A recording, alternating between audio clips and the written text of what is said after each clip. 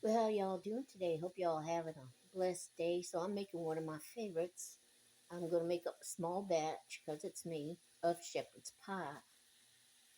I like to use 80/20 ground beef, but I have made the original uh, shepherd's pie, which is made with lamb. I didn't care for it. I do like lamb, but I didn't like it that way. And a lot of people will say, well, I don't like that, but if they have it in something else, they actually do like it. But you can make this with ground chicken or ground turkey if you're cholesterol conscious. And what I got going in here is I got some onion powder, some garlic powder, black pepper, and one of my go-to seasoning salts. I have two of them, and one of them is this, the adobo, and the other one is the sazon.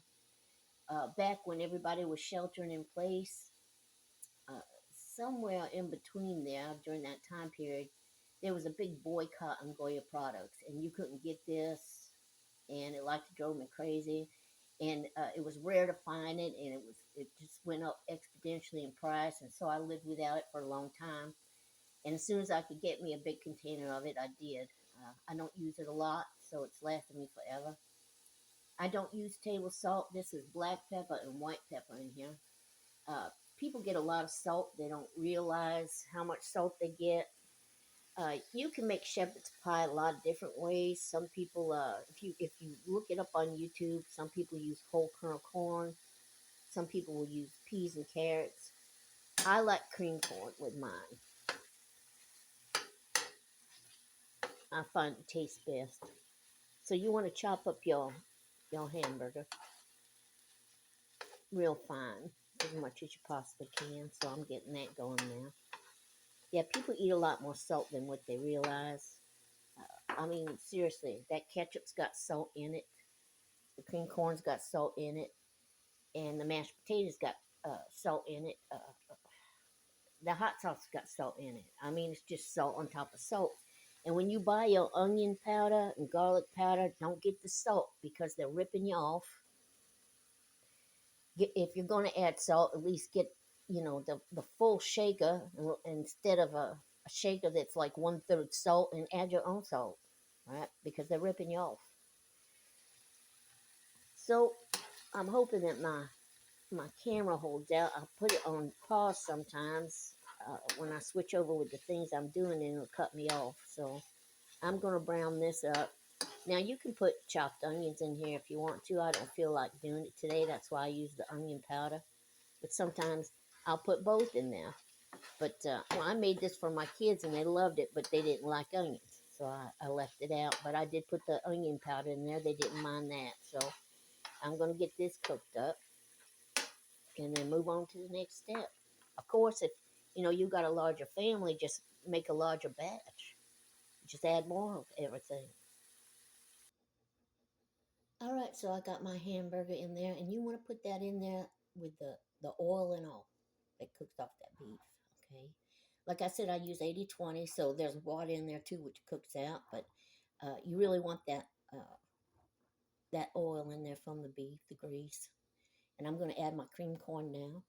Just want to make sure you pour that around in there.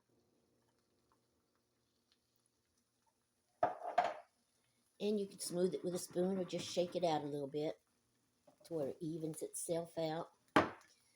I'm going to add some more black pepper in there. Also, at this point, you could put a few pats of butter in there if you want. I like black pepper. You can leave that out. Over here, I'm heating up my Bob Evans mashed potatoes because they were cold and I want them to be spreadable. I'm just going to heat them up a little bit.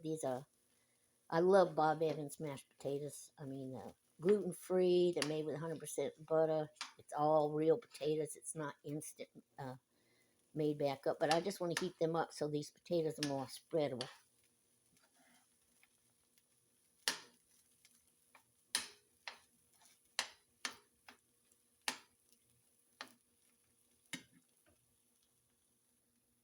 So I had just wiped out my pan to heat up these mashed potatoes in. And so you want to go ahead and put the mashed potatoes on top. You don't want to take a bunch of mashed potatoes and put them down in the middle because that's going to force everything up to the sides. What you want to do is put your some along the sides.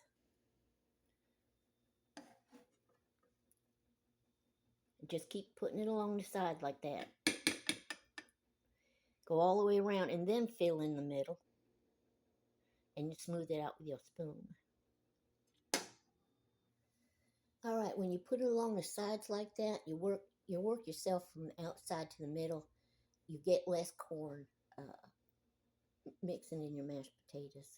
If you start it in the middle, you're going to have corn overflowing the sides of your dish. So this is going to go, I'll put more black pepper on there. This is going to go in the oven about 350 for about 10-15 minutes because of the size. You want to keep the temperature the same, but if you're making a larger batch, you want to let it go longer. And the way you can tell when it's done is you'll see that corn is start bubbling on the side of that dish, and then potatoes will start to turn brown. Now, also, if you want, you can, like just before it's done, put some cheese on top of it, like cheddar cheese or something like that. Ain't nothing wrong with that. I like mine with ketchup and a little hot sauce. I prefer it with ketchup. I really do. But you can also make a salad go with this. So that's pretty much it. I'm going to pop it in the oven and then I'll make a short when it's done. Uh, Also, traditionally, this is a make-ahead dish. And it's best if you they say let it sit in the fridge overnight. And everything hardens up and you can actually cut it into squares. And then, heat it up individually. Me, I can't wait. I just scoop it out and put it in a bowl. Well, thanks for stopping in. Uh, for your thumbs up. I'm getting hungry. For your comments, large or small, I appreciate them all. Y'all have a blessed day. Bye bye.